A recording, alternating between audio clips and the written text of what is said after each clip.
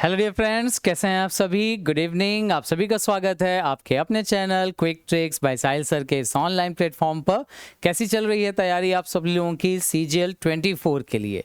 आ गया हूं आपके साथ एक और सेगमेंट लेकर के 8th पार्ट के। आज बात करने जा रहे हैं प्रीवियस ईयर क्वेश्चन। एक और प्रीवियस ईयर पेपर का डिस्कशन होगा। आज करेंगे हम लोग उसके ऊपर डिस्कशन, सॉल्यूशन, ट्रिक्स की बात करेंगे, टॉपिक्स को देखेंगे, कौन कौन से रूल्स इंपॉर्टेंट हो जाते हैं यहाँ पर, इन सारी चीज़ों की बात करेंगे। प्रीवियस ईयर क्वेश्चन और मॉक टेस्ट, अंतिम तैयारी चल रही है। आपके साथ लगा हूँ मैं आपकी प्रिपरेशन को फाइनल टच देने के लिए। कोई भी प्रॉब्लम अगर हो, इंग्लिश से रिलेटेड डिस्कशन आप कर सकते हैं, जुड़ सकते हैं हमारे साथ, सीख सकते हैं। और जो भी आपका गोल है, जिस एग्जाम को भी क्लियर करना आपका गोल है, इंग्लिश से रिलेटेड मेरे साथ, मैथ से रिलेटेड साहिल सर के साथ, आकाश सर रीजनिंग की हेल्प के लिए हैं, हरीश सर और भवानी सर आपकी GA GK की हेल्प के लिए हैं। तो सारे के सारे टीचर्स अवेलेबल हैं। प्रैक्टिस जम के होनी चाहिए, रिजल्ट चाहिए है इस बार इसी 2024 में। तो फटाफट शुरू कर लेते हैं मॉक सेगमेंट और प्रीवियस ईयर पेपर की बात कर लेते हैं। अच्छा, ये जो पेपर है ये 18 लिखा हुआ है, बट एक्चुअली ये 17 की डेट का है। ये मॉर्निंग शिफ्ट का फर्स्ट शिफ्ट का पेपर है, CGL 2023 का। और इससे पहले कि स्टार्ट करें, एक छोटी सी इन्फॉर्मेशन दे देता हूँ। अगर आपको इंग्लिश का फाउंडेशन बैच ज्वाइन करना है, मतलब इंग्लिश में कोई भी प्रॉब्लम आती है किसी भी टॉपिक से रिलेटेड, जितने लिखे हैं ये तो मिनिमम है जो मैंने डिस्कशन किए हैं, इससे ज़्यादा टॉपिक्स आपको मिल जाएंगे ऑब्वियसली इस फाउंडेशन बैच में, just in 499।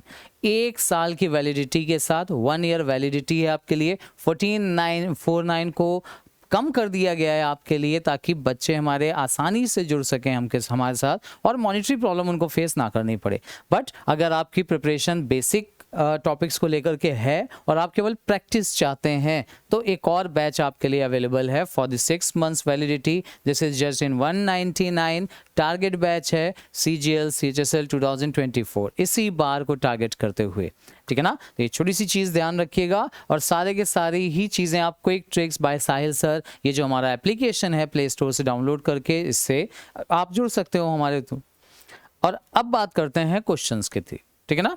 Target batch already चल रहा है, मैथ्स, रीजनिंग, इंग्लिश, GA सभी के लिए। 799 मिनिमम प्राइस है इसका, 6 months की वैलिडिटी के साथ। अब देखो क्वेश्चंस जो आते हैं, क्वेश्चंस में ध्यान क्या रखना है, पहले पढ़ना है क्या चीज़ पूछी गई है, फिर रिलेट करना है, आंसर निकालना है और तब ऑप्शंस पे जाना है। सीधे ऑप्शंस पे जाके कोई भी गड़बड़ अपने लिए नहीं क्रिएट करनी है हमें। तो पढ़ें पहला क्वेश्चन क्या लिखा हुआ, और फटाफट कोशिश करना कि मैं आंसर आपसे डिस्कस करूं सही वाला, उससे पहले आपका आंसर डिसाइड हो जाना चाहिए और आ जाना चाहिए, बट गड़बड़ियां नहीं करना। Select the most appropriate one word substitution of the given group of words. One word substitution का ही पहला क्वेश्चन है, मतलब वो कैब बेस से ही शुरुआत करी है। अच्छा, कई बार रखते हैं ऐसा, कई बार ग्रामर से शुरुआत करते हैं, कई बार आपका वो कैब वाले पोर्शन से शुरुआत करते हैं। अब जिसमें भी आप कंफर्टेबल हो, चाहो तो अगर आप नई प्रॉब्लम हो, आपको ये वोकैबुलरी में प्रॉब्लम अगर होती हैं तो आप इनको स्किप भी कर सकते हैं, लेकिन स्किप हर बार करना सोल्यूशन नहीं है। आप यहाँ सीखने के लिए आए हो कि अटेम्प्ट कैसे करना है। और अच्छी बात देखो क्या है, मैं बोलूँगा ये कि वन वर्ड सब्स्टिट्यूशन तो बिल्कुल भी स्किप ना करें, इडियम्स एंड फ्रेजेस को स्किप ना करें। एंटोनिम सिनोनिम में अगर कुछ प्रॉब्लम होती है टू सम एक्सटेंट आप उनको स्किप कर सकते हो, बट अगर इडियम एंड फ्रेज और antonym synonym, one word substitution, spelling, पूरा का पूरा सेगमेंट आप देखो वोकैबुलरी वाला, तो शायद वन वर्ड सब्स्टिट्यूशन और इडियम्स एंड फ्रेजेस के रिपीटिशन के चांसेस ज़्यादा होते हैं। अच्छा, एंटोनिम सिनोनिम अगर प्रॉब्लम होती भी है तो भी याद रखिएगा, ऐसे वर्ड्स जिनको सेंटेंस के फॉर्म में दिया हो उन क्वेश्चंस को तो बिल्कुल भी स्किप नहीं करना है। तो देखिए फटाफट, आई एम श्योर आंसर आना शुरू हो गया है। अच्छा, irrelevant behaviour towards anything held sacred और कंसर्निंग गॉड। कंसर्निंग का मतलब है यहाँ पर रिलेटेड टू, कोई भी चीज जो भगवान से रिलेटेड है या सैक्रेड मतलब पवित्र मानी जाती है, उसके लिए इन रिलेवेंट बिहेवियर मतलब उसकी बेइज्जती करना, उसके लिए बुरे व्यवहार शो करना, बुरा विचार रिप्रेजेंट करना, ऐसा बिहेवियर दर्शाना, इसको क्या बोला जाता है। अच्छा, एग्नोस्टिक, ये वो पर्सन होता है, एग्नोस्टिक उस पर्सन को बोला जाता है जिसको डाउट होता है, doubt over the existence of God. Guess करते चलिएगा सभी के सभी वर्ड्स। जो पता है वो भी डेफिनेटली इंपॉर्टेंट है, जो नहीं पता है वो भी आपको सीखने तो हैं ही, तो मेंशन तो आपको सारे के सारे वर्ड्स करने पड़ेंगे, ठीक है ना। मेंशन जरूर करिएगा। और जो भी वर्ड इसमें से पता हो, आप देखो थीस्ट वर्ड ये हम लोगों ने लास्ट टाइम ही डिस्कस किया था, थीज्म उसी से रिलेटेड दे दिया गया है, आपको पता होना चाहिए ये वर्ड।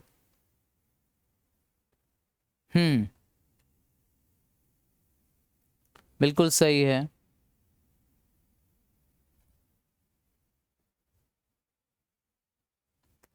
चलो अब रिलेट करना वन बाय वन सभी चीज़ों की बात अगर करें तो हाँ, एग्नोस्टिक जिसको गॉड की एग्जिस्टेंस पे डाउट होता है कि भगवान है नहीं है पता है, उनको डाउट है, उसको बोलते हैं एग्नोस्टिसिज्म। अब इस बिलीफ को एग्नोस्टिसिज्म बोल दिया गया, एग्नोस्टिक वो पर्सन होता है। अच्छा, दूसरा दिया है पैंथिज्म। अब देखो थीज्म वर्ड अगर आपको पता है तो ये थीज्म यहाँ भी दिख रहा है ना। अब थीज्म वर्ड का मतलब होता है ईश्वरवाद, मतलब होता है गॉड की जो स्टडी होती है, गॉड का जो ओरिजिन है उन सब के बारे में स्टडी करना, स्टडी ऑफ गॉड्स, इनके लिए आता है ये।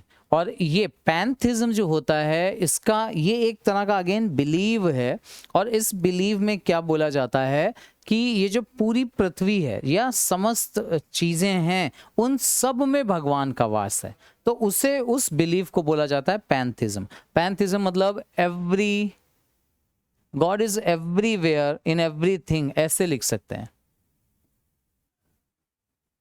गॉड इज इन एवरीथिंग, इस बिलीफ को बोला जाता है पैंथिज्म, ठीक है ना। और ब्लास्फेमी मतलब होता है भगवान की बुराई करना, इंसल्ट करना, गॉड और सैक्रेड थिंग्स, पवित्र चीज़ों की बुराई करना, उनकी निंदा करना, ईश्वर निंदा, इसे बोलते हैं ब्लास्फेमी। एंड नो डाउट यही सही आंसर होगा क्योंकि इररिलेवेंट बिहेवियर की बात की गई है भगवान के लिए या पवित्र चीज़ों के लिए। तो option number 4 is the correct answer for question number 1। Question number 2 में देखो जम्बल्ड ऑर्डर का क्वेश्चन है, रीअरेंजमेंट का पोर्शन, ठीक है ना। ये कॉम्प्रहेंशन में कंसिडर किया जाता है। अब इसको करने का तरीका फिर से एक बार आपसे डिस्कस कर सकता हूँ, जो नए लोग जुड़े हैं वो समझ लें। पहली चीज़ तो ओपनिंग आपको देखनी पड़ेगी, कहाँ से स्टार्टिंग होनी है, देन आपको पेयर बनाने पड़ेंगे, ठीक है ना। पेयरिंग अगर आपने सही कर ली तो रीअरेंजमेंट आपके सामने होगा। अब 5 सेंटेंसेस दिए और किसी में भी आपको कोई भी सेंटेंस में से पहला नहीं दिया हुआ है, ठीक है ना। अब आपको जस्टिफाई करना है कहाँ से आप इसको रिलेट करोगे। अच्छा, ए में क्या बोल रहे हैं, many countries throughout the world have achieved full digitalization. कई कंट्रीज जो पूरे संसार में उन्होंने अचीव कर लिया पूरा डिजिटलाइजेशन, मतलब वो पूरी तरह से डिजिटलाइज्ड हो गई हैं।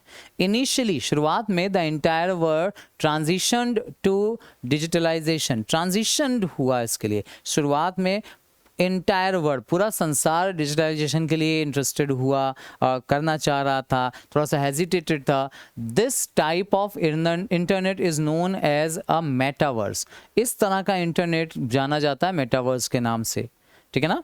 अच्छा, this existing kind of internet technology, इस तरह की existing internet technology which gives us access to various aspects is about to change into a better and newer version, नए चीज़ों में कन्वर्ट हो रही है। The metaverse is an intriguing technology that has been described as a newer version of the internet। अच्छा, metaverse जो है, metaverse वो एक इंट्रिग्यूइंग टेक्नोलॉजी है, मतलब इम्प्रूव टेक्नोलॉजी है, that has been in described as a newer version of the internet, जिसको internet का नया वर्जन बोला जाता है। अच्छा, यहाँ पे देखो एज अ मेटावर्स दिया हुआ है और द मेटावर्स उसी की बात कर रहे हैं, यानी एक डेफिनेट पेयर जो हमें मिल रहा है वो सी के साथ ई का पेयर मिल रहा है। अब देखो सी और ई कहाँ कहाँ पर हैं, तो सी और ई आपको यहाँ दिख रहे हैं, यहाँ नहीं है तो ये हम एलिमिनेट कर सकते हैं। सी और ई यहाँ भी हैं, सी और ई यहाँ नहीं है तो ये एलिमिनेट हो जाएगा। दो ऑप्शंस बचे, या तो बी से शुरू करेंगे या डी से शुरू करेंगे। B, initially the entire world transition to digitalization, initially का ठीक है। ए तो दोनों में ही लास्ट है ना। अब बी और D, this existing kind of internet technology, okay, initially digitalization की बात कर रहे हैं, एक में बी एक में D. This existing kind of internet technology, this definitely यहाँ पे नहीं दिया होना चाहिए, this existing kind of, which gives us access to various aspects is about to change into a better and newer version. Transition to digitalization. अच्छा, I think जो digitalisation की बात देखो यहाँ की गई है और यहाँ की गई है, और अगर आप ध्यान से देखो तो ए वाला दोनों में ही लास्ट है, और आई एम श्योर ए के साथ ही आना चाहिए बी वाला। ये सुनने में ज़रूर आपको अजीब लग रहा होगा कि ये दिस से कैसे शुरू हो सकता है, लेकिन सच यही है कि बी और ए का कॉम्बिनेशन और सी और ई का कॉम्बिनेशन है, इसलिए यहाँ सही आंसर ये वाला होना चाहिए। ऑब्वियसली ये एक रीअरेंजमेंट ऐसा लग रहा है कि किसी और पैराग्राफ के बीच से उठा लिया गया है ना, तो उसी का पैटर्न वहाँ पर चल रहा है, इसलिए ये दिस यहाँ पर आ गया है। मेटावर्स वाला देखो मेटावर्स से रिलेट हो गया। डी और बी में से ही शुरुआत होना, तो डिजिटलाइजेशन, यहाँ पे डिजिटलाइजेशन इसकी बात कर रहे हैं। Achieve full initially many countries, D ये वाला होगा सही आंसर जो दिया हुआ है। नेक्स्ट क्वेश्चन नंबर 3 की बात करते हैं। क्वेश्चन नंबर 3 में क्या पूछ रहे हैं, as a one word substitution का क्वेश्चन। फिर देखो one word substitution, huge fire for celebration. ये बड़ा अच्छा है, जब सेलिब्रेशन जैसे लोहड़ी वगैरह में आपने देखा होगा, होली जब जलाई जाती है तो लकड़ियों का एक जो ढेर लगाकर आग जला दी जाती है, जिसके चारों तरफ सब बैठते हैं, पूजा करते हैं, गाते हैं, नाचते हैं, उसे क्या बोला जाता है, ये पूछ रहे हैं। अब उसे फायर पावर नहीं कहते, फेस्टिविटी तो अब फेस्टिवल का मूड होता है, फायर फाइट भी नहीं होता, that is called bone fire, जिसको हिंदी में हम अलाव कहते हैं। सर्दियों में भी आपने देखा होगा अलाव जलाया जाता है ना, सर्दियां मिटाने के लिए, जिनके पास घर नहीं है, ठंड ना लगे जानवरों को, उनके लिए अलाव जला दिया जाता है, उसको बोन फायर कहते हैं। नेक्स्ट क्वेश्चन नंबर 4 में most appropriate option that can substitute the underline segment. अच्छा, अंडरलाइन सेगमेंट एक दिया हुआ है, और अगर नो इम्प्रूवमेंट की जरूरत है तो नो सब्स्टिट्यूशन रिक्वायर्ड भी हो सकता है। देखो, it is reported that she has win, has के बाद विन नहीं आता, वर्ब की थर्ड फॉर्म आती है। अब थर्ड फॉर्म इसका मतलब है हैज वॉन तो हो सकता है, नो सब्स्टिट्यूशन तो नहीं हो सकता। हैड के साथ भी थर्ड फॉर्म आती है तो ये भी नहीं हो सकता। It is reported that she will won, will के साथ वॉन नहीं आता, विल के साथ बेस फॉर्म आती है, और won is the second form, तो ये वाली वर्ब तो होगी नहीं यहाँ पर, तो इसलिए पहला ऑप्शन भी एलिमिनेट हो जाएगा। देखो सही आंसर आ गया, फोर्थ वाला हो गया।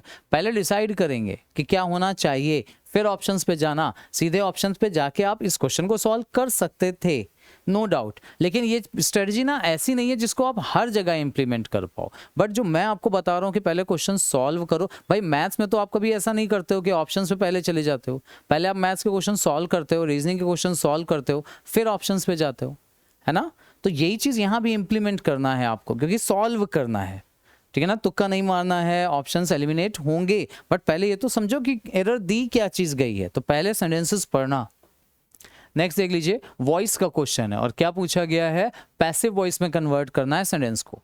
अब देखो, Joseph opened, opened is the second form, और अगर सेकेंड फॉर्म है तो यहाँ बी आएगा, और वो भी सेकेंड फॉर्म में।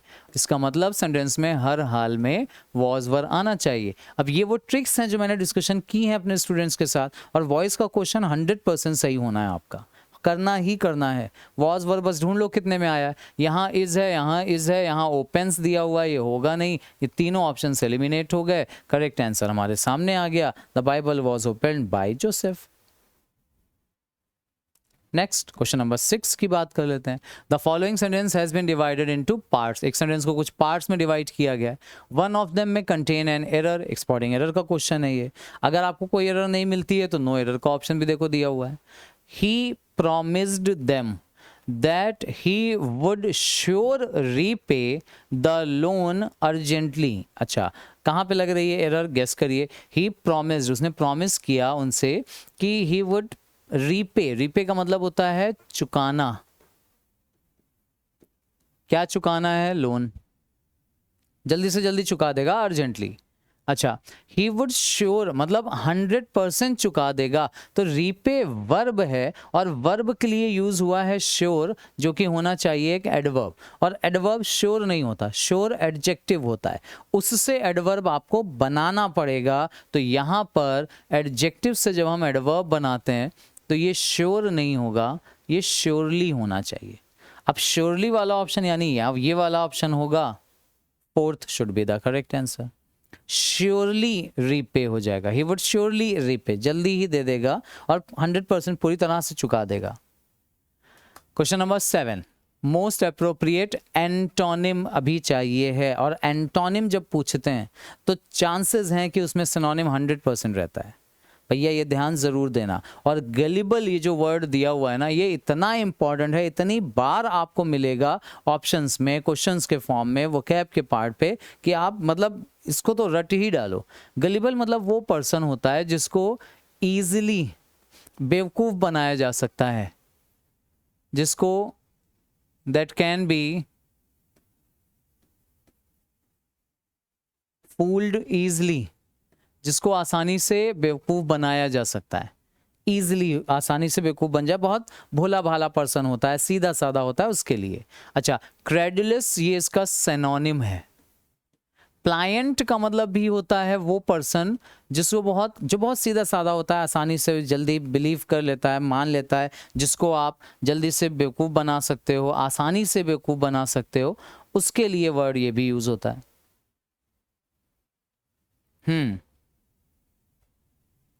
याद रखना, ये सब वर्ड सिनोनिम्स हैं ये सभी।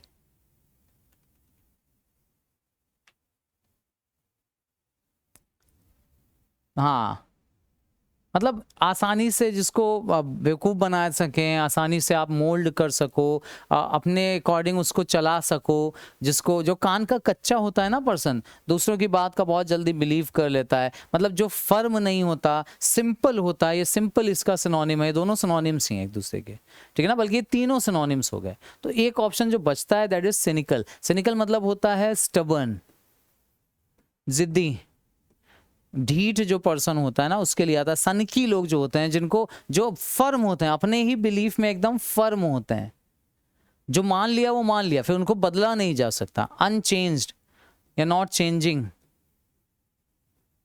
जो बदलते नहीं हैं। तो ये आसानी से इनका ओपिनियन आप बदल सकते हो, लेकिन ये जिनको बदल नहीं सकते। तो third should be the correct answer for question number 7।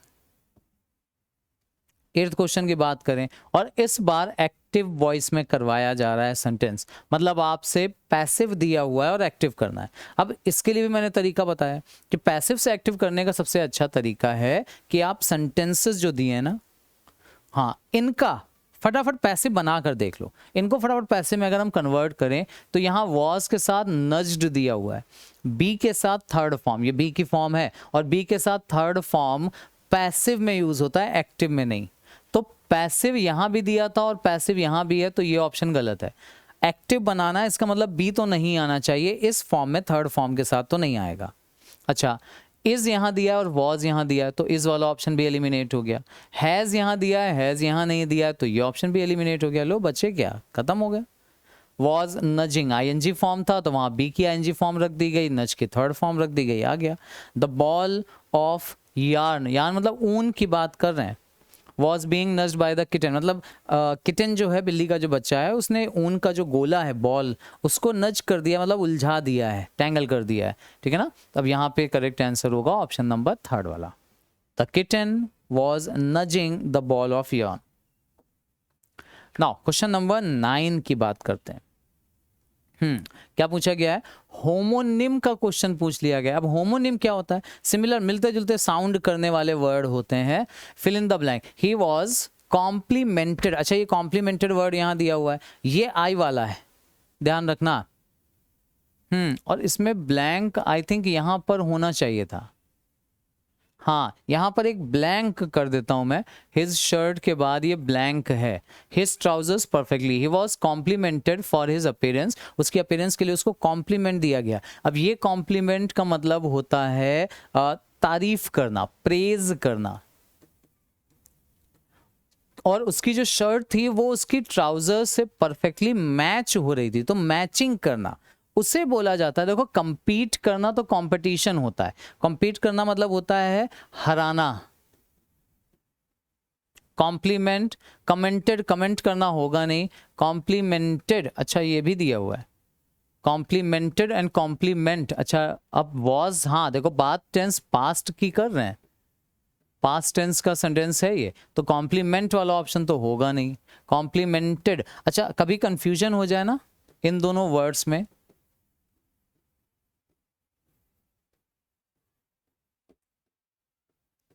Complement दोनों ही पढ़े जाते हैं, डिफरेंस भी जरा सा है, यहाँ ई है, यहाँ पर आई है। अब दोनों में अगर डिफरेंस पूछा जाए आपसे तो एक कॉम्प्लीमेंट का मतलब होता है तारीफ करना, प्रशंसा करना, प्रेज करना, एडमायर। हाँ, और दूसरे कॉम्प्लीमेंट का मतलब होता है, इसको हिंदी में कहते हैं पूरक, मतलब सपोर्ट करना, मैच करना, सपोर्ट करना, इम्प्रूव करना। किसी चीज को कोई चीज जब मैच करती है, उसको इम्प्रूव, बढ़िया और बेहतर कर देती है, तो उसे बोला जाता है कॉम्प्लीमेंट। इसको पूरक, एक दूसरे के पूरक हैं, एक दूसरे को कंप्लीट करने वाले हैं, ठीक है ना। अब ये वर्ड मैंने जो लिखा है ना कंप्लीट, इसी से बस याद रखना। कभी कभी कंफ्यूजन हो जाता है कि कौन से कॉम्प्लीमेंट का मतलब क्या होता है, तो उसका तरीका मैंने पहले भी डिस्कस किया है और एक ट्रिक आपको फिर बता देता हूं। कॉम्प्लीमेंट, हाँ कॉम्प्लीमेंट, दोनों कॉम्प्लीमेंट में डिफरेंस ये होता है, कॉम्प्लीमेंट दोनों ही है। देखो दोनों, एक होता है तारीफ करना, प्रशंसा करना, एक कॉम्प्लीमेंट का मतलब होता है किसी चीज को पूरा करना, कंप्लीट करना, सपोर्ट करना, मैच करती हैं जब चीजें एक दूसरे के साथ, उनको कॉम्प्लीमेंट कहा जाता है। अच्छा, कभी कंफ्यूजन हो जाए कि दोनों में से कौन सा कॉम्प्लीमेंट किसके लिए आता है, तो ये वाला कॉम्प्लीमेंट वर्ड देखो, इसमें ई है ना, तो ये कंप्लीट से याद रखो। कंप्लीट का मतलब ही होता है पूरा करना। तो कोई ऐसी चीज जो किसी चीज को पूरा करे, उसके साथ मैच करे, उसके साथ सूटेबल लगे, उसके साथ बेहतर लगे, उसे बोला जाता है कॉम्प्लीमेंट। ये वाला कॉम्प्लीमेंट ई वाला कंप्लीट से रिलेट करिएगा, कभी कंफ्यूजन नहीं होगा आपको, ठीक है ना। ये बड़ा इंपॉर्टेंट वर्ड है, कॉम्प्लीमेंट और कॉम्प्लीमेंट दोनों इंपॉर्टेंट है, याद रखना, ठीक है।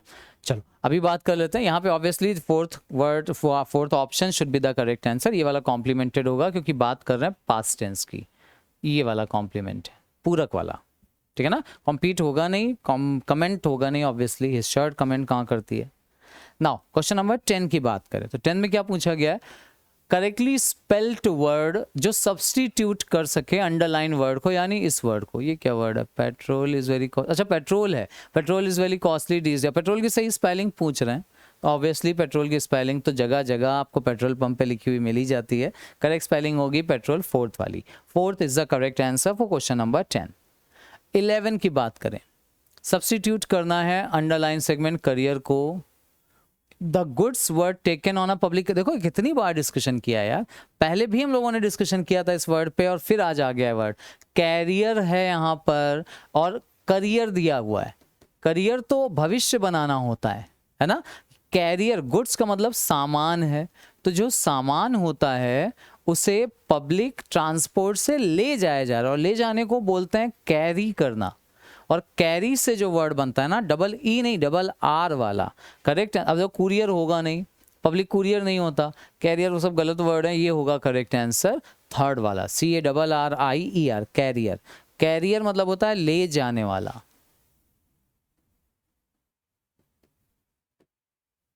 ये carrier. Now question number 12, most appropriate antonym पूछा गया है अंडरलाइन वर्ड रिडीम का। अब is there any portal to redeem these coupons that I have collected from the store. Redeem करना मतलब होता है कुछ अचीव करना, किसी के बदले में कोई चीज पाना। तो रिडीम का मतलब समझ लो पाना हो गया, एक कुछ गेन करना, है ना। अच्छा, फॉरसेक, डिप्लोर, फॉरफीट, एम्बेजल, ये बड़ा अच्छा वर्ड है एम्बेजल। एम्बेजल का मतलब होता है गबन करना, सुना ये, गबन करना। गबन करना मतलब होता है पैसे वगैरह का हेर फेर कर लेना, धोखाधड़ी करना, उसको बोलते हैं एम्बेजल करना, ठीक है ना। फॉरसेक ये वर्ड, डिप्लोर, डिप्लोर का मतलब क्या होता है, देखो डिप्लोर ये निगेटिव वर्ड है, DE लगा हुआ है इसमें, जहां से आप इसको गेस कर सकते हो। हाँ बताइए अगर पता हो तो, डिप्लोर का मतलब पता हो तो बता दो। बिल्कुल,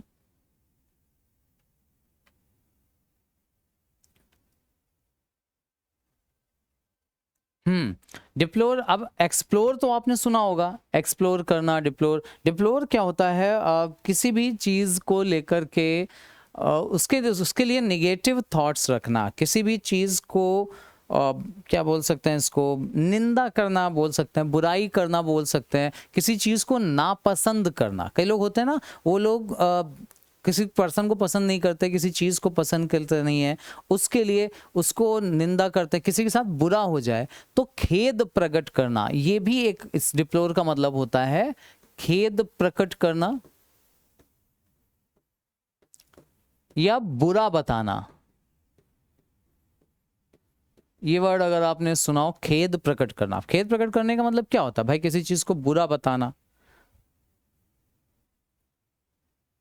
ठीक है ना, ये ध्यान रखना, बुरा बताने के लिए यूज होता है, मतलब उसके लिए बुरा खेद प्रकट कर रहे हैं वो।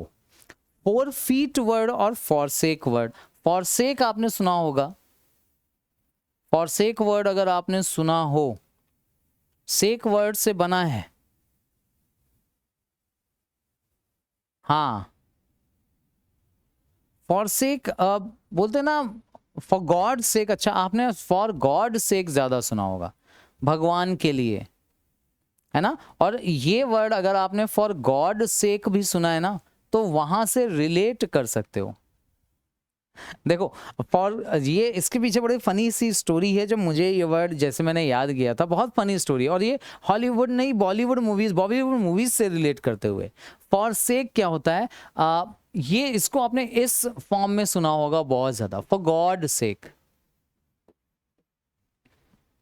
है ना, लिटरली मैं आपको बता रहा हूं, फॉर गॉड सेक, ये भगवान के लिए। अच्छा ये जो वर्ड है ना फॉरसेक, हाँ बड़ा इसके, इस वर्ड को फॉरसेक की अगर मैं बात करूं, इस वर्ड को याद करने के पीछे की जो कहानी मेरी वो बड़ी इंटरेस्टिंग है। फॉरसेक वर्ड मुझे कैसे याद हुआ, बॉलीवुड मूवीज में आपको ये चीज मिलेगी, उसमें फॉरसेक तो नहीं, लेकिन आपने ये वर्ड जरूर सुना होगा, for God sake. For God sake बोलते हैं ना, भगवान के लिए। तो आपने अक्सर देखा होगा जो हीरोइंस वगैरह होती हैं बॉलीवुड मूवीज में, वो जो विलेन से परेशान हो जाती हैं तो बोलती हैं ना भगवान के लिए छोड़ दो, तो फॉर गॉड सेक। तो फॉर गॉड में से अगर हम गॉड हटा दें, फॉर सेक, तो ये वर्ड देखो आपको सामने लिख रहा है, फॉर सेक। फॉर सेक भी आता है, जैसे बोलते हैं ना भगवान के लिए मुझे छोड़ दो, तो छोड़ना जो होता है वही छोड़ना, इसको बोला जाता है फॉर सेक। फॉर सेक का मतलब होता है लीव परमानेंटली, मतलब त्याग देना किसी चीज को, पर्सन को हमेशा के लिए छोड़ देना, उसके लिए आता है। तो फॉर गॉड सेक से अगर आप याद रख पाए तो ये लंबे समय तक याद रहने वाली वो कैब है आपके लिए। अच्छा, फॉरफीट का मतलब होता है किसी भी चीज को गंवाना, गंवा देना, ठीक है ना। तो करेक्ट ऑप्शन यहां देखो, रिडीम का मतलब होता है पाना, तो यहां करेक्ट ऑप्शन इसका एंटोनिम पूछा गया था, इसलिए होगा गंवाना, ये होना चाहिए इसका सही आंसर। क्लियर फॉर 12 का। नाउ 13 की बात करते हैं, फटाफट जल्दी जल्दी करते हैं क्वेश्चंस को। क्या बोला गया, most appropriate meaning of the underline idiom या फ्रेज, रूल द रूस्ट। अब देखो अच्छी बात फिर वही है कि सेंटेंस में दिया हुआ है, टुडे द कंट्रीज नेशनलिस्ट, जो कंट्री के नेशनलिस्ट हैं वो रूल कर रहे हैं रूस्ट को, and hand out the jobs, और वही जॉब निकालते हैं। तो रूल कर रहे हैं इसका मतलब क्या हुआ, to be in charge, in charge हैं वो, to save the criminal, criminal से लेना देना ऑब्वियसली नहीं है इसका, टू एक्सप्लॉइट समवन नहीं, अगर जॉब दे रहे हैं, हैंड आउट द जॉब, तो ऑब्वियसली दे रहे हैं जॉब, ले रहे हैं, तो इसका मतलब एक्सप्लॉइट करना तो केवल नहीं है। बी प्रिजुडाइज, प्रिजुडाइज का मतलब होता है आत्मसम्मान की वहां पे बात होती है। यहाँ correct answer rule the roost का मतलब होता है रूल करने वाला पर्सन इंचार्ज होता है, रूल से याद रखना, रूल द रूस्ट का मतलब होता है to be in charge, in charge होना, किसी भी चीज़ के लिए उत्तराधिकारी होना, ऑफ कोर्स उसके लिए रिस्पॉन्सिबल होना तो है ही है, बट किसी चीज़ उसके अंडर में होना, इनके अंडर में, उसको बोलते हैं इंचार्ज। तो first one should be the correct answer for question number 13। 14 की बात करें, appropriate meaning of the given idiom, keep someone eight arms length. Arms length पर किसी को रखना मतलब उससे दूरी बना के रखना, क्योंकि उससे आपको खतरा हो सकता है, डर लगता है, डिस्टेंस मेंटेन करते हो, आप पसंद नहीं करते हो, कई रीजंस हो सकते हैं। Avoid becoming friendly with someone हो सकता है, अवॉइड प्लेइंग विद समवन नहीं हो सकता, बीइंग समवन्स एनिमी नहीं, किसी का दुश्मन बन जाना नहीं, उससे दूरी बना के रखना, avoid becoming bitter with someone, किसी के साथ कड़वाहट लाना, ये भी नहीं होगा, ये भी नहीं, ये भी नहीं। Avoid becoming friendly with someone, किसी के साथ फ्रेंडली होने से बचना, ये है डिस्टेंस बना के रखना। First one is the correct answer. 15 की बात करते हैं। द एफर्ट्स विल बी, अच्छा पूछा क्या गया, सिनोनिम पूछा गया, ब्रैकेट में एक वर्ड दिया है वेन। अब वेन का एक्चुअली मीनिंग अगर आपको पता है तब तो ठीक है, व्यर्थ होता है। The efforts will be, efforts vain हो जाएंगे if we do not submit the project report on time. अगर हमने टाइम पर रिपोर्ट सबमिट नहीं की तो जो एफर्ट्स मेहनत की है वो सब व्यर्थ हो जाएगी, वेन हो जाएगी। अब बता दो क्या होगा सही आंसर। केयरलेस होना नहीं है, यूजलेस हो सकता है। डिलाइटफुल तो खुश होने की बात होती है, तो ये भी ऑब्वियसली नहीं होगा। सेंसिबल समझदारी होता है, ये भी नहीं होगा सही आंसर, हटा देते हैं इनको भी। करेक्ट आंसर होगा यूजलेस, बेकार हो जाना, यूजलेस हो जाना। Now 16 appropriate option to fill in the blank. The patient looked and tired. Patient tired दिख रहा है और कैसा दिख रहा है, बाल्टी तो दिख नहीं रहा होगा, ये वाला पेल बाल्टी होता है, ये वाला पेल बाल्टी। अब सोचिए बहुत सारे लोगों को ये वोकैब नहीं पता होती, ठीक है ना। जब भी ये वाला पेल जो बाल्टी है ना, ये मैं कई बार बोल चुका हूँ कि स्टूडेंट्स अगर इन चीज़ों पे ध्यान दें तो बहुत बेसिक तरीके से सीख सकते हैं चीज़ें। ये वाला पील जो है वो छीलने के लिए है, छिलका निकालना, ठीक है ना। पाल ऑब्वियसली नहीं, पेल ये पीला पड़ जाना, पीला पड़ जाना, कमज़ोर पड़ जाना, वीक एंड पेल, इसके लिए आता है, टायर्ड थका हुआ। तो करेक्ट ऑप्शन जो यहाँ बनेगा वो बनेगा ये वाला, सेकेंड वाला। 16 का 2। 17 का देख लीजिए, most appropriate option that can substitute the underline segment and underline word is here, fooling. Natwar was a fraudster, fraudster का मतलब ठग था। नटवर लाल की आपने अगर कहानी सुनी हो तो वो एक ठग था। Who always try to fooling others, वो हमेशा लोगों को बेवकूफ बनाते रहते थे, धोखा देते थे। ठग का काम होता है धोखा देना, ठीक है ना। बिट्रे का मतलब भी होता है धोखा देना, लेकिन ये धोखा थोड़ा अलग तरीके का होता है। अलग तरीके का धोखा मतलब होता है जैसे दुश्मन से जाके कोई मिल जाए, उस तरीके का आपके साथ खड़ा हो और फिर वो साथ देना बंद कर दे, मतलब लीव इन नीड्स, जरूरत के समय जो छोड़ देना, वो धोखा बिट्रे होता है। डिसीव भी धोखा देना होता है, बड़े अच्छे वर्ड्स दिए हुए हैं। लेकिन ये धोखा देना होता है किसी को मूर्ख बनाना। हाँ, चीट करना भी धोखा देना होता है, लेकिन ये धोखा जो होता है वो होता है चीजें छुपाने वाला। धोखा देना मतलब कुछ छुपाना, चीटिंग करना, छुपकर कोई काम करना, ठीक है ना। छुपा कर, कुछ चीजें छुपा कर अगर आप धोखा दे रहे हैं किसी को तो वो चीटिंग है। और रिवील करना तो मतलब होता है प्रकट करना, सामने लाना, ये तो ऑब्वियसली नहीं होगा। तो यहां पे धोखा देने की बात कर रहे हैं, फूल करने की, वो सही ऑप्शन होता है डिसीव वाला। Second one is the correct answer, 2। Now question number 18, most appropriate synonym चाहिए, और सिनोनिम पूछा है कंसेंट का, और कंसेंट का मतलब होता है सहमति। किसी भी चीज पे अगर आपकी किसी से सहमति बन रही है, अग्री हो रहे हैं आप, तो वो कंसेंट है, ठीक है। अब कंसेंट का सिनोनिम पूछा गया है, फटाफट बताइए जल्दी से।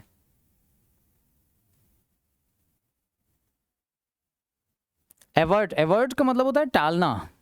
पहला ऑप्शन जो दिया हुआ है वो है टालना, किसी काम को टाल देना। डिस्टर्ब, परेशान करना।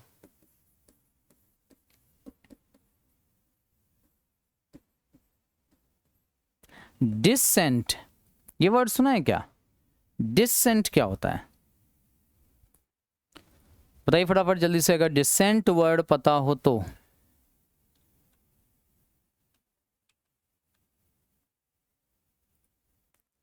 जल्दी से, quickly.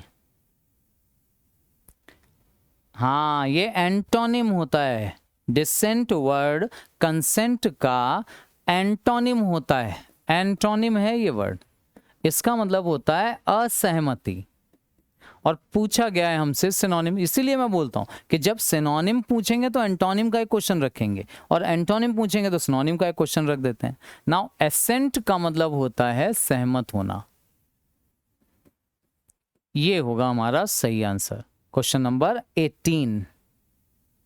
Yes, option number second, this is the correct answer 18 का।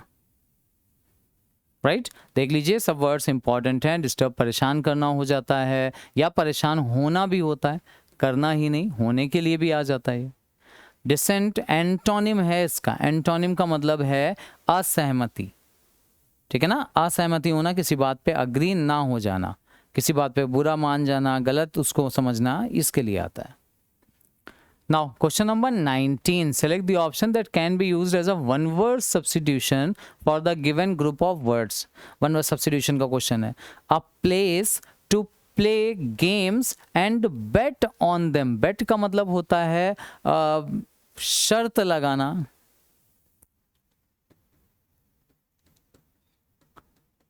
या यहां पर अगर बात करें तो जुआ खेलना, जुआ खेलने के लिए भी है,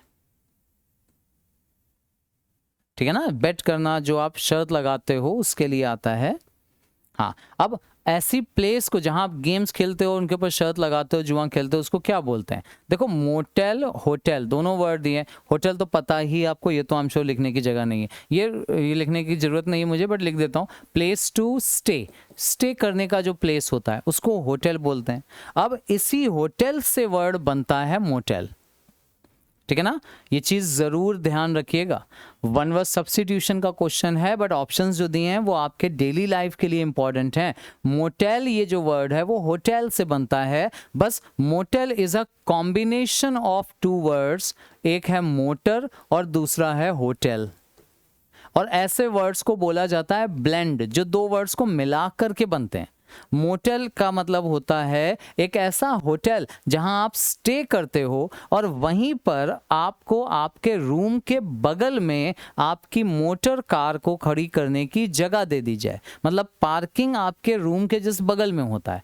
ऐसे होटल को या ऐसे स्टे करने के प्लेस को जहां आप अपनी मोटर अपने साथ पार्क कर सकते हैं, दैट इज कॉल्ड मोटेल। अब कसिनो वो प्लेस होता है जहां गेम्स खेले जाते हैं, शर्त लगाए जाते हैं, उस प्लेस को बोलते हैं। और पब ये होता है for drinking, a place for drinking, ठीक है ना। इस ड्रिंकिंग शराब पीने की जगह को बोला जाता है, प्लेस जो शराब पीने का। पब में जनरली लोग ड्रिंक करने के लिए इसके लिए जाते हैं। तो ये ऑप्शंस दिए हैं, करेक्ट आंसर होगा हमारा यहां पर casino. Clear. Next question number 20 की बात कर लेते हैं। The following sentence has been divided into parts, one of them में कंटेन एन एरर। एक एरर का क्वेश्चन है ये। अच्छा, अगर कोई एरर नहीं मिलती है तो नो एरर हो जाएगा। अच्छा, Karan call the restaurant to ask, Karan ने रेस्टोरेंट में फ़ोन किया। अब देखो, एक एरर यहीं पर डायरेक्टली मुझे दिख रही है, अगर आप भी नोटिस कर रहे होगे तो। करण इज सिंगुलर, और अगर सब्जेक्ट सिंगुलर होता है तो इसके साथ कॉल वर्ब सीधे सीधे नहीं आ सकती। या तो यहाँ पर कॉल्स होना चाहिए, या फिर पास्ट में ले जाओगे तो कॉल्ड होना चाहिए, या हैज़ लगाकर फॉर्म चेंज कर सकते हैं, ठीक है ना। The restaurant to ask if he could, could का मतलब यहाँ पे बता रहे हैं कि बात पास्ट की हो रही है, तो यहाँ पर कॉल्स की बजाय हम इसको कॉल्ड भी कर सकते हैं। अब ये पार्ट सही होगा, कॉल्ड, ठीक है ना। सिंगुलर करण है, उसके साथ में SCIS या फिर सीधे सेकंड फॉर्म का यूज तो आप कर सकते हैं, बट कॉल सीधे डायरेक्टली नहीं लिख सकते थे, ये बड़ा इंपॉर्टेंट है। तो अभी कॉल वाला ऑप्शन सही होगा, यानी option number first should be the correct answer. बाकी सही है। ही कुड रिजर्व, कुड के बाद बेस फॉर्म आ गई, a table for tomorrow, tomorrow आ गया ये।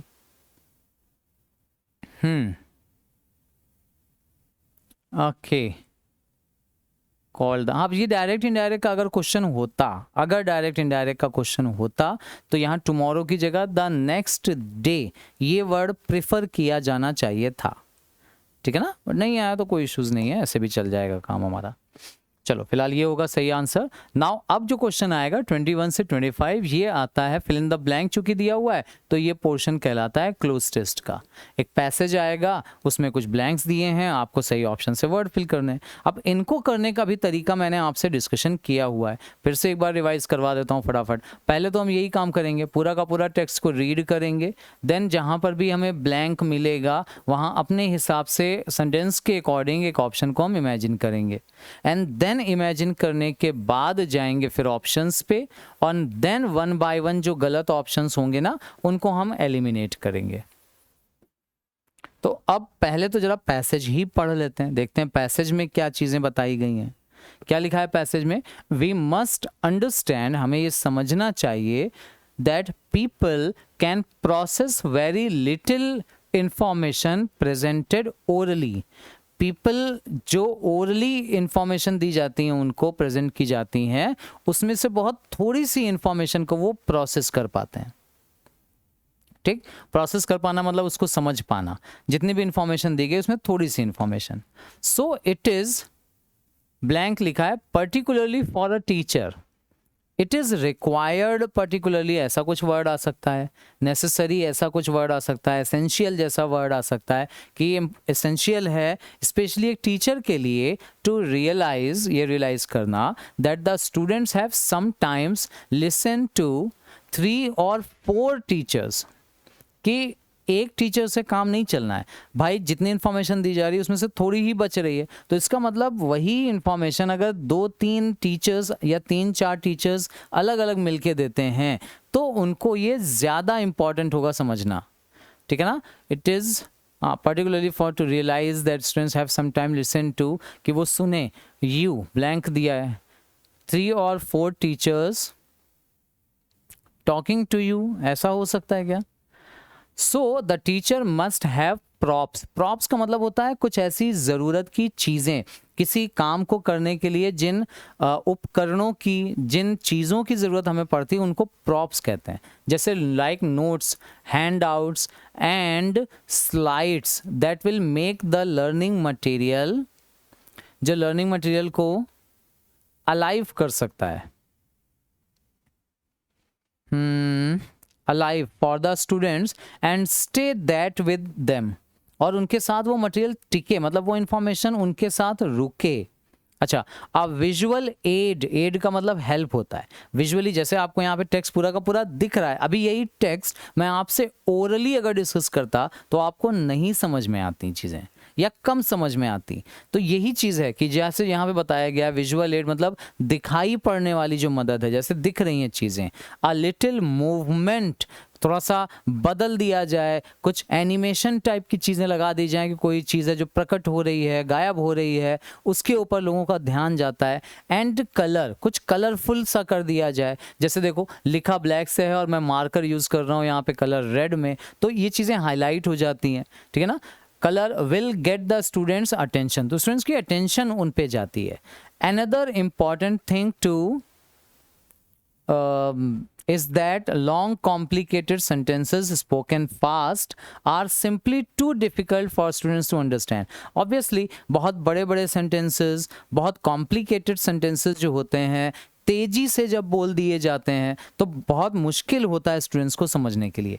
इसीलिए बेटा कोशिश करता हूँ कि बहुत आराम से आपके साथ डिस्कशन कर सकूँ, इसीलिए धीरे धीरे हम लोग भी डिस्कशन करते हैं ताकि आपको चीज़ें समझ में आए। जो चीज़ बोली जा रही है, क्यों बोली जा रही है, आपको बार बार ना रिवर्स ना करना पड़े जो वीडियो है उसको, या फिर बातों को अपनी बार बार ढूंढना ना पड़े कि क्या कहा जा रहा था। Therefore, इसलिए ब्लैंक लिखा है, to use short sentences that make sense to them instantly. Instantly मतलब होता है तुरंत, तुरंत समझ में आने वाले सेंटेंसेस उनके साथ फ्रेम करने चाहिए। ये कुछ टेक्स्ट में बोला जा रहा है। अब इसको कैसे करना है, ऑप्शंस के थ्रू करते हैं, है ना? देखो 1 by 1 चेक करते हैं कि ऑप्शंस हमें क्या क्या दिए हैं। ऑब्वियसली रीडिंग फिर से एक बार हमें करनी पड़ेगी और इस बार ऑप्शंस के साथ। वी मस्ट अंडरस्टैंड, हमें ये समझना ज़रूरी है, that people can process very little information presented orally, so it is urgent, it is immaterial, it is unnecessary. ये अननेसेसरी है। क्या लग रहा है सही आंसर? गेस करिए। क्वेश्चन नंबर 21 का सही आंसर आप बताएंगे।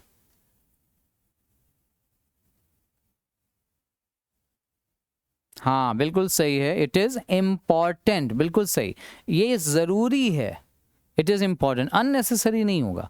छोटी इन्फॉर्मेशन मतलब कम समझ पाते हैं तो ज़्यादा से ज़्यादा टीचर्स को होना चाहिए। It is important particularly for a teacher to realize that the students have sometimes listen to 3 or 4 teachers, you behind you नहीं, बिसाइड यू बगल में भी नहीं, आफ्टर यू भी नहीं, बिफोर यू होना चाहिए। हाँ, आपके सामने प्रेजेंट हो 3-4 टीचर्स। अब 3-4 टीचर्स का मतलब समझ रहे हैं? एक टीचर, भाई एक क्लास में एक टीचर अपने साथ 4 टीचर लेके थोड़ी ना आ सकता है। 3-4 टीचर्स का मतलब है कि ऐसी ऐसी चीजें, जैसे मैं भी हूं, स्लाइड भी है, स्पोकन भी चल रहा है, कैमरा भी है, ठीक है ना, ये सारी चीजें, वही चीजें, अलग अलग कलर यूज हो जाए, मतलब इन चीजों को बोला जा रहा है एज कई सारे टीचर्स उनके सामने प्रेजेंट किए जाएं। कई सारे टीचर्स मतलब जो उनको कई सारी चीज़ें सिखा सकें। कौन कौन सी चीज़ें, ये चीज़ समझने वाली बात है केवल यहाँ पर बेटा। ये बहुत बेहतरीन टेक्स्ट मेंशन किया गया है कि 3-4 टीचर्स को यूज़ करना है। इसका मतलब नोट्स होने चाहिए, हैंड आउट्स होने चाहिए, स्लाइड्स होनी चाहिए, अलग अलग तरह का विजुअल एड होना चाहिए, मूवमेंट होना चाहिए, कलर होने चाहिए। हो गई ना 4 चीज़ें एक साथ उनके लिए। इस तरह की चीज़ों को एज ए टीचर मेंशन कर रहे हैं वो यहाँ पर, और यही समझने वाला पार्ट होता है टेक्स्ट का। इट इज़ इम्पॉर्टेंट उनके सामने प्रेजेंट हो, बिफोर देम होगा इम्पॉर्टेंट। 4th वाला यहाँ पर सही आंसर होगा, बिफोर वाला यहाँ पर क्वेश्चन नंबर 22 का सही आंसर हो जाएगा। राइट, समझते चलिएगा। Now, question number 23. So the teachers must have props like notes, handouts and slides that will make the learning material alive.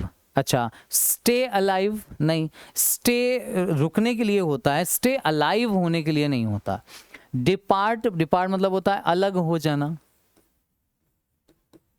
या दूर जाने के लिए, चले जाना इसके लिए भी आता है, ठीक है ना। तो ये भी नहीं होगा ऑप्शन, डिपार्ट अलाइव नहीं। गो अलाइव नहीं होता बल्कि कम अलाइव होता है। कम अलाइव का मतलब होता है फॉर स्टूडेंट्स, मतलब उनके लिए जीवित हो जाना, जीवंत हो जाना, मतलब एक सजीव की तरह से काम करना। मैंने बोला था ना, इन चीज़ों को यूज़ किया जा रहा है टीचर की तरह से, तो एक टीचर की तरह से जीवित हो जाएं ये सारी चीज़ें, वो बोला जा रहा है। करेक्ट ऑप्शन यहाँ होगा come alive. Yes, 4th should be the correct answer for option number 23 या ब्लैंक नंबर 3। अच्छा, another important thing to is that, another important thing to, important thing है तो गेस तो करेंगे नहीं। अनदर इम्पॉर्टेंट थिंग तो रियलाइज हो सकता है। डिटेक्ट का मतलब होता है ढूंढना, पता लगाना। प्रॉब्लम को डिटेक्ट किया जाता है ना, डिटेक्टिव्स होते हैं, जासूस जिसको बोलते हैं, पता लगाने वाले, वो डिटेक्ट हो गया। और डिसाइड करना मतलब निश्चित करना, निश्चय करना। तो इम्पॉर्टेंट चीज़ जो निश्चित करना है नहीं, इम्पॉर्टेंट चीज़ जो डिटेक्ट भी नहीं करना है, गेस भी नहीं करना है, इम्पॉर्टेंट चीज़ जो रियलाइज करना है वो ये कि long complicated sentences spoken fast are simply too difficult for students to understand. It is therefore to use, it is therefore to, compulsory है कि यूज़ करना, मैंडेटरी, ये दोनों एक दूसरे के सिनोनिम्स दिए हुए हैं। तो मैंडेटरी या कंपलसरी तो नहीं है। हाँ, इट इज़ एज एडवाइजेबल, सलाह इस बात की दी जाती है। प्रोहिबिट का मतलब भी होता है मना करना, प्रतिबंध लगाना, ठीक है ना, रोक देना। तो ये वाला ऑप्शन तो ऑब्वियसली नहीं होगा। इट इज़ देयरफॉर एडवाइजेबल, तो एडवाइजेबल ये है to use short sentences that make sense to them instantly, instantly उनको, उनके लिए कुछ सेंस बने, इस चीज़ को रिप्रेजेंट करना है। ये पॉइंट यहाँ पर मेंशन किया जा रहा है, ठीक है ना। तो ये हैं हमारे आज के 25 क्वेश्चंस। आई होप कि चीज़ें हेल्पफुल होंगी, बट आप अगर इनका मैक्सिमम फ़ायदा उठाना चाहो तब।